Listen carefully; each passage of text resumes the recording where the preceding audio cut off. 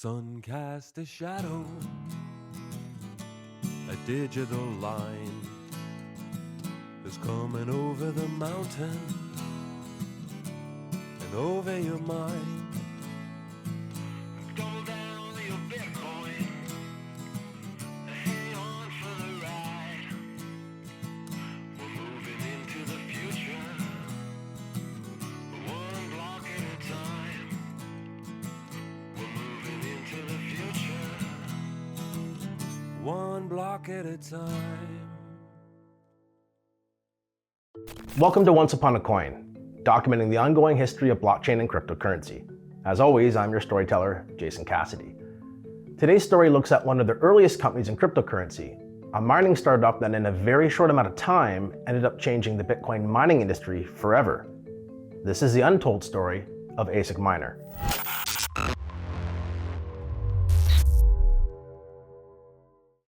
We have to go back to the summer of 2012, which is when our tale begins. A group of friends in China formed a company called Bitfountain, which focused on Bitcoin mining in just about every format available.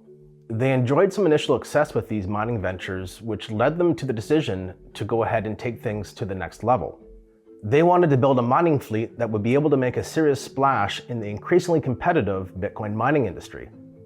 An ambitious endeavor for anyone, however, in this time period, if you dreamed big enough, just about anything was possible.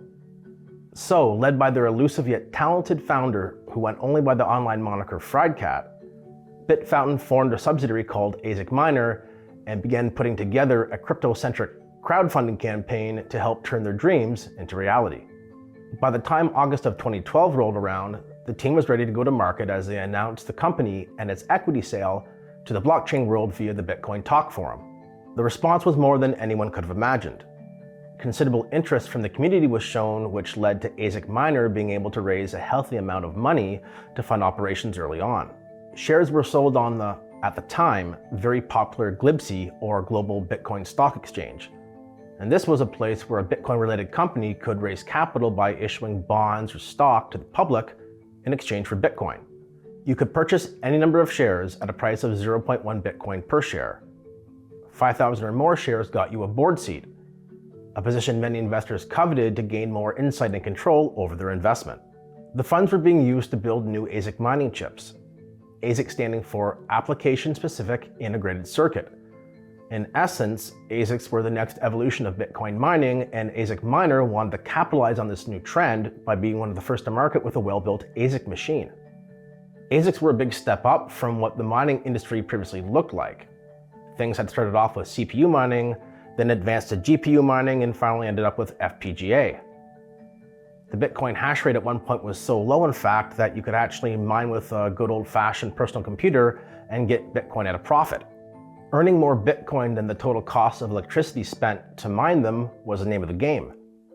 And with the advent of ASICs, it now meant that one could throw considerably more hash power at the network and in turn, fetch a larger percentage of the available Bitcoin each day. Satoshi Nakamoto maintained Bitcoin Core between 2008 and 2010. Satoshi separately recognized that specialized hardware would eventually support the network. Late 2010 to early 2011, GPU miners appeared in the forums, tweaking the firmware of graphics cards to beat out CPUs at 600% comparative efficiency. They illuminated the question, why are we not using hardware customized for Bitcoin? ASIC Miner was now front and center for this revolution in Bitcoin mining, as they quickly got to work producing what they hoped would be the world's fastest, most efficient ASIC mining machines. They were now in a very real arms race against the handful of other companies that were hitting the ASIC scene like Butterfly Labs and Avalon. The longer it took to get the Bitcoin mining machines active and pointed towards the Bitcoin network, the farther back they'd fall as other miners scooped up those precious Bitcoins.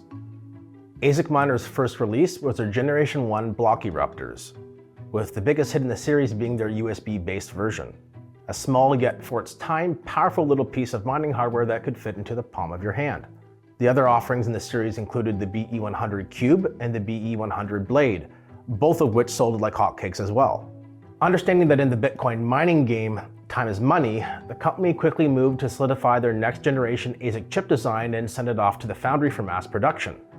And by the winter of 2012, the company had announced that the foundry had begun development on their Generation 2 BE200 ASIC mining chips, set to be delivered no later than the summer of 2013.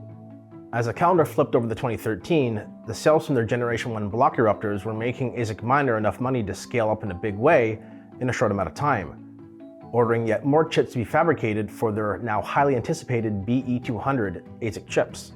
These chips would need to be packaged into a physical mining device, and this is where the real complications arise in building the perfect mining machine. You see, just like a PC or a laptop that's built to do a lot of serious work, mining machines also generate a lot of heat and need ways of being kept cool as they process countless amounts of operations. The trick is maximizing the physical space you have to include enough fans or other means of keeping the machine cool, lest it overheat and break down. Too much heat being generated would eventually lead to a degradation in performance. Doing this with as compact a device as possible was the goal, as the more compact and less bulky the device, the easier to deploy by the thousands onto shelves in some faraway, temperature-controlled server room. ASIC manufacturers over the next few years had to consider somewhat unique chip architecture to make SHA-256 and SHA-2 encryption the sole focus at a hardware level. Butterfly Labs had also set the expectation that ASICs could be industrial or consumer grade for use in the home. Demand had to be met for uninitiated users and industrialized enterprise scale.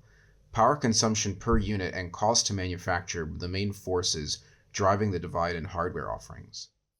ASIC Miner felt that they had the ideal design, and this confidence trickled down to the Bitcoin community. Virtually everyone in the know now was waiting with bated breath for the arrival of the company's Generation 2 BE200s.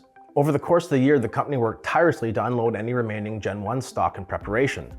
And while this was unfolding, ASIC Miner shares began to inch up from their initial 0.1 Bitcoin IPO price. This is a good point in the story to mention probably the most attractive aspect of owning ASIC Miner shares. They paid dividends in Bitcoin, and boy were they juicy. The way this worked was, all the mining revenue that ASIC Miner made, minus a small portion to cover costs, was sent in the form of a dividend to shareholders on a weekly basis.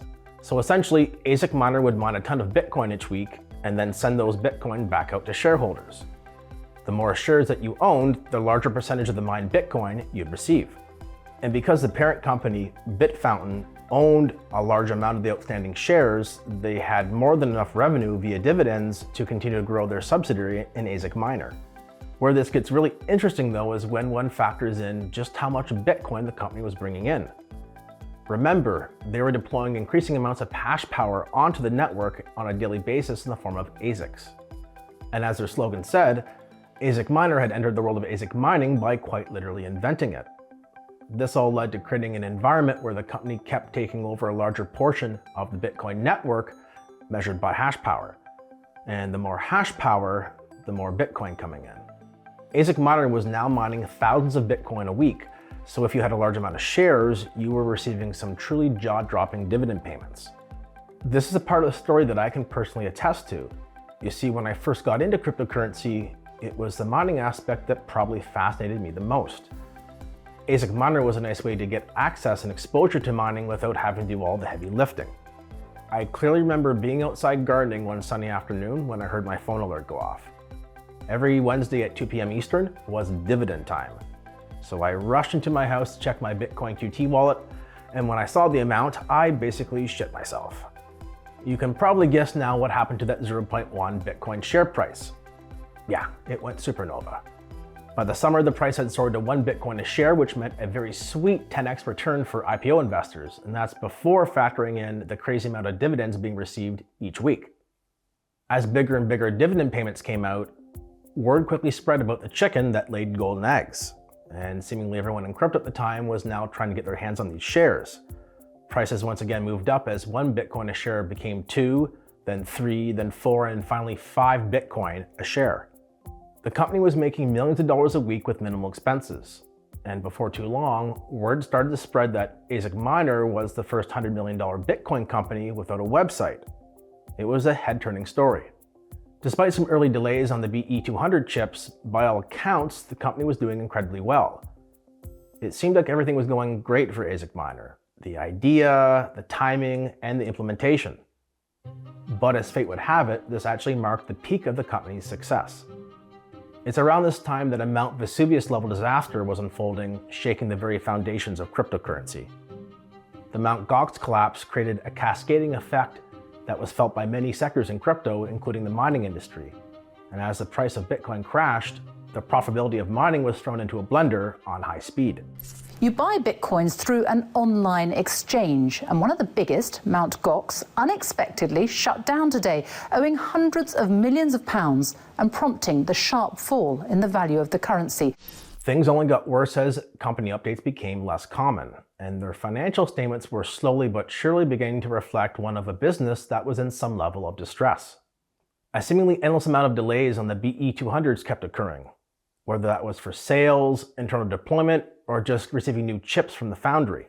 By the spring of 2014, Gen 2 hardware was finally showing up at ASIC Miner HQ, being deployed to join the ever-growing mining armada that the company had amassed. Early results on performance were not up to par, but the company promised to have solutions for all these problems in the form of miner software and hardware hacks to help achieve optimal efficiency. But the damage appeared to have already been done. The share price had utterly collapsed from its 5 Bitcoin peak, and the combination of Bitcoin mining hardware that really wasn't all that good at mining, plus numerous delays on getting it to market, created a rather ugly scene. By the time the BE200s were ready for deployment, they just really weren't that competitive anymore. The next thing to go were the weekly dividends, with most reactions to this being unsurprisingly negative. And before too long, ASIC Miner's fearless leader, Friedcat, addressed the public and the company's performance.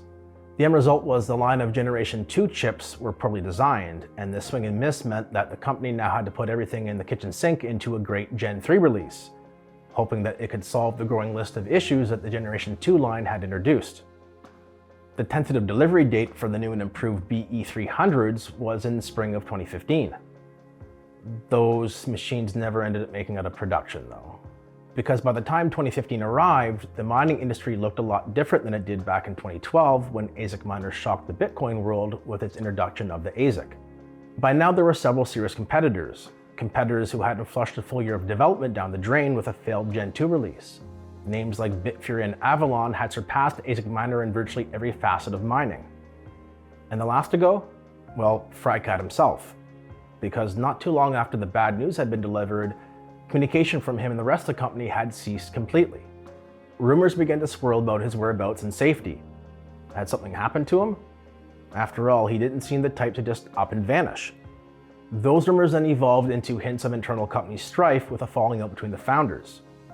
Eventually, information made its way down to shareholders that indeed the company had dissolved, with the founders and employees all vacating ASIC Miner HQ.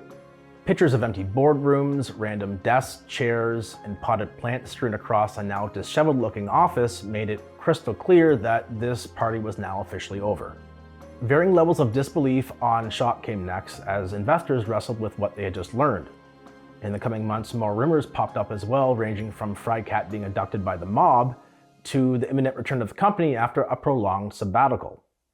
As it turned out, none of these things were true in the end, and the mining industry simply had to move forward with the change in landscape as new ASICs were coming out by companies producing much more efficient hardware. This was the end of ASIC Miner. So while the story ends on a bit of a low note, it's actually a really positive one overall if you ask me. ASIC Miner had done something no one could have predicted. A small Chinese startup had taken it upon themselves to completely reinvent the Bitcoin mining industry. And they actually pulled it off. Their impact on mining is etched in stone, with their story serving as a cautionary tale of how just one mistake can be your undoing in the wild, wild west of cryptocurrency.